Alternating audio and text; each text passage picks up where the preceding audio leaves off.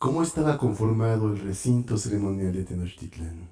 ¿En dónde se ubicaba exactamente? ¿Cuántos edificios lo conformaban? ¿Y por qué eligieron ese lugar? Esta vez hablaremos un poco acerca de esto. Bienvenidos.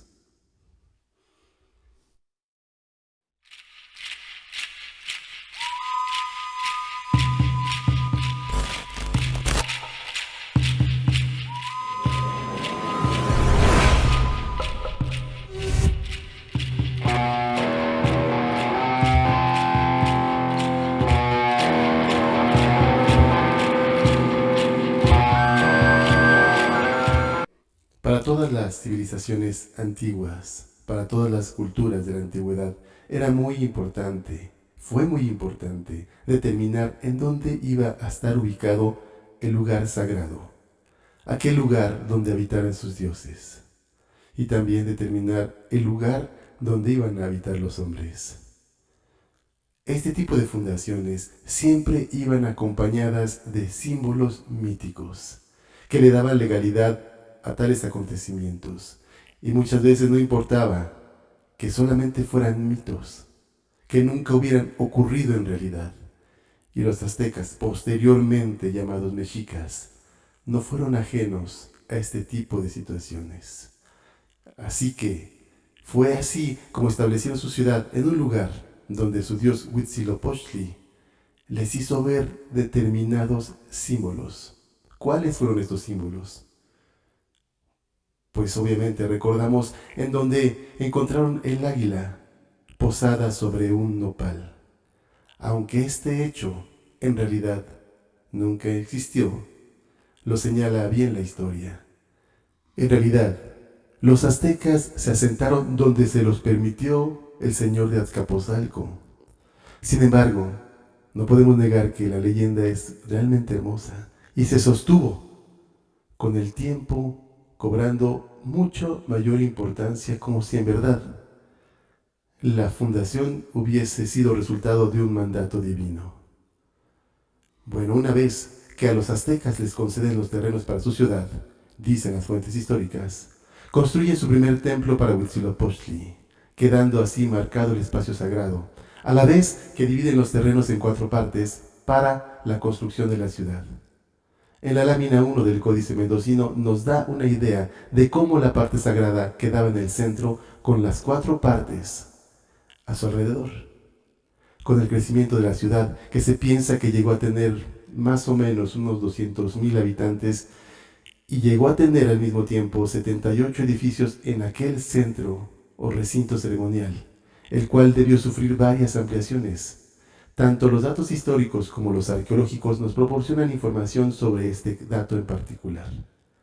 Fray Bernardino de Sahagún nos relata en su Historia General de las Cosas de la Nueva España las características de los edificios, además de dejarnos un plano en el que vemos la distribución de algunos de ellos dentro de la plaza principal.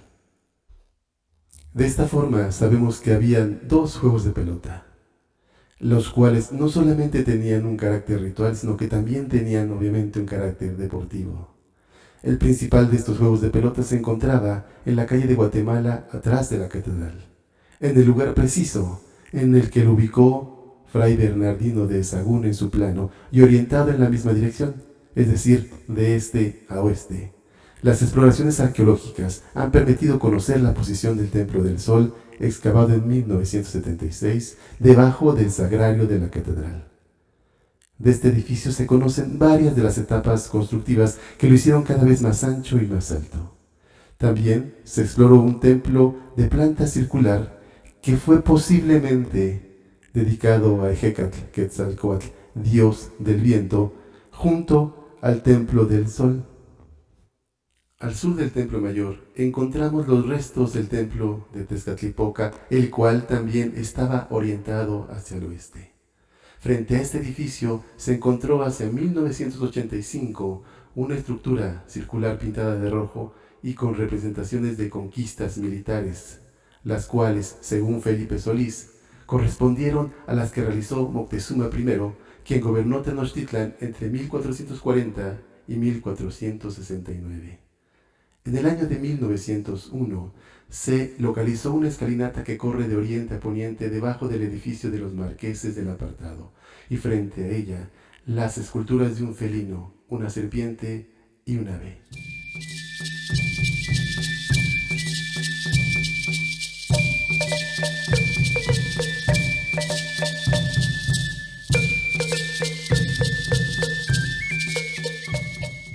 En total, se han localizado cerca de 40 monumentos dentro del recinto ceremonial. Los últimos hallazgos han correspondido al programa de arqueología urbana que pudo intervenir en varios predios aledaños al Templo Mayor y también debajo de la Catedral Metropolitana, en donde se localizaron por lo menos 5 edificios de gran tamaño, entre ellos el juego de pelota que ya mencionamos, así como adoratorios, canales de desagüe y un buen número de ofrendas. Uno de los últimos hallazgos se hizo en el predio que se ubica en la esquina de Guatemala y Argentina, donde se pudo rescatar la escalinata de la plataforma del Templo Mayor, que perteneció a la sexta y la séptima etapas constructivas, levantadas más o menos en el año 1500. Ahí se verificó la excavación de la ofrenda marcada con el número 102, que fue muy importante. Aquí se encontró lo que pudo haber sido el atuendo de un sacerdote del culto a Tlaloc. También en ese lugar se encontró una especie de chaleco decorado con bandas negras y círculos que nos recuerdan al atuendo que porta Tlaloc en el Códice Durán. El atuendo se completa con un tocado de madera y papel en forma de pico. Las piezas de mate recuperadas muestran el fino trabajo de aquellos artesanos que se dedicaban a estas labores.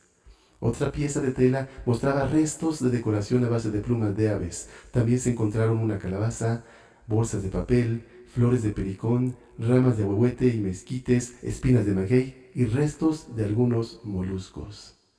Todos estos materiales estaban recubiertos con hule, según los análisis realizados hasta ese momento. Cabe señalar que la ofrenda se hallaba sobre el tramo de la escalinata de la plataforma que conduce a la otra escalinata que lleva hasta el adoratorio del dios. El buen estado de conservación de estos materiales probablemente se debe a que dicha ofrenda fue la única que se encontró dentro de un conglomerado de cal y piedra que la selló perfectamente. Definitivamente, este fue uno de los hallazgos más significativos encontrados en las excavaciones de este lugar. El recinto sagrado llegó a tener, según los cálculos, hasta 500 metros por lado. De él partían 4 calzadas. La de Iztapalapa, que se encontraba al sur, que atravesaba el lago y llegaba hasta la población del mismo nombre, a lugares como Xochimilco y como Tláhuac. Era una zona chinampera rica en productos agrícolas. Hacia el norte salía la calzada Altepeyac, que pasaba cerca de Tlatelolco y que era considerada la ciudad gemela de Tenochtitlan, y que llegaba hasta lo que hoy conocemos como la Villa de Guadalupe. Hacia el poniente partía la calzada de Tacuba, que unía a Tenochtitlan con la tierra firme que había de aquel lado, y la cuarta calzada, de menor tamaño que las anteriores, iba hacia el este. Las calzadas estaban orientadas conforme a los 4 rumbos del universo, teniendo como centro el recinto ceremonial. A su vez, dentro del recinto, el templo mayor constituía el centro fundamental, el centro de todos los centros, siendo el lugar de mayor sacralidad, el sitio más sagrado, como veremos un poquito más adelante. En general, el recinto ceremonial era una réplica del cosmos. Todos sus edificios, sus orientaciones y sus características obedecían a la idea que los mexicas tenían del universo. Ningún edificio, por pequeño que éste fuera, estaba colocado al azar, sino conforme a la cosmovisión y a los mitos que tenían los mexicas. Tenemos, por ejemplo, el templo de Hecatquetzalcóatl, de forma circular y orientado hacia el este. Y estaba de esa forma, circular y orientado hacia el este, porque había un mito, en el cual decía que los dioses se reunieron en Teotihuacán para crear el quinto sol. Pero ninguno de estos dioses sabía por dónde iba a salir el sol. Unos pensaban que lo haría hacia el sur, otros hacia el norte, y finalmente Solamente Ejecat, Quetzalcóatl y Xipetotec acertaron a que saldría por el oriente. Por eso es que el templo está ubicado hacia allá y está frente al templo mayor, viendo hacia donde sale el sol. En cuanto a Xipetotec o Tezcatlipoca Rojo, es el que sigue el rumbo de este del universo. Entonces, así nos podemos dar cuenta de cómo es que todo este centro ceremonial se basaba en la idea que tenían los mexicas del universo y la relación que había con el recinto y con el templo mayor de Tenochtitlan. Para los antiguos mexicanos, el universo era primordialmente un ámbito en constante movimiento. En su cosmogonía, la destrucción seguía de manera inexorable a la creación y a su vez la creación a la destrucción. Todo esto de acuerdo a los mitos que han llegado a nosotros gracias a diversos códices y a documentos principalmente del siglo XVI. Y nos dice el mito lo siguiente. Pasados 600 años del nacimiento de los 4 dioses hermanos, hijos de Tonacatecutli, se juntaron los 4 y dijeron que era bien que decidieran qué es lo que iban a hacer y qué ley iban a seguir. Decidieron que fuera Quetzalcóatl y Huitzilopochtli los que lo ordenaran, y ellos decidieron hacerlo entonces. Crearon primeramente el fuego y crearon primero medio sol, el cual, obviamente, por estar a la mitad, no alumbraba más que alumbraba realmente poco. Luego hicieron a un hombre y a una mujer. Al hombre le dieron por nombre Osomoco y a la mujer le dieron por nombre Zipactonal. Les ordenaron que trabajaran siempre, que labraran la tierra y que de ellos nacerían los masehuales. Les dieron el maíz. Y este maíz es algo curioso porque se lo dieron, pues obviamente para sembrar, pero también para usarlo para adivinar el futuro y para hacer hechicerías. Luego hicieron los días y los partieron en meses, dando a cada mes 20 días, y así tenían 18 y 360 días en el año. Hicieron a Mictlantecutli y a Mictlantecíhuatl, marido y mujer. Estos eran dioses del infierno o del inframundo, y los pusieron ahí. Y luego crearon los cielos, hicieron el agua, y ahí en el agua pusieron a un pez grande, al cual se le dice Zipacli, que es algo así como un caimán, un cocodrilo. Y de este caimán, Zipacli, hicieron la tierra. Como escuchamos, hicieron un calendario de 18 meses con 20 días cada uno, dándonos un total de 360 días. Pero esto hay que agregar 5 días más, en los cuales ellos no hacían absolutamente nada y eran considerados como días fatalistas. El calendario se estructura a base de observar la naturaleza, el cambio de una temporada por otra, el movimiento solar a lo largo del año. Y esto va a dar pie para establecer los meses y los rituales dedicados a los dioses correspondientes. Por otra parte, en Mesoamérica se consideraba que habían existido 5 edades o 5 soles. Cada uno de estos soles había sido destruido por la lucha entre los dioses, entre Tezcatlipoca y Quetzalcóatl, que trataban en cada nuevo sol y de manera alternada de crear al género humano y de dotarlo de alimento. Sin embargo, no lograban dar forma al hombre tal y como ellos querían, y todo era destruido una tras otra vez. ¿Cómo concebían los antiguos mexicas el universo? Imaginemos una esfera a la cual le pasamos una línea horizontal que la divide, que la atraviesa exactamente a la mitad. Bueno, entonces la esfera queda dividida en una parte superior y en una parte inferior. Pues bien, la línea que divide ambas partes de la Tierra es el nivel terrestre, es el lugar donde habita el hombre. Si recordamos el mito, la Tierra fue creada por una especie de pez, cocodrilo, lagarto, llamado Zipacli.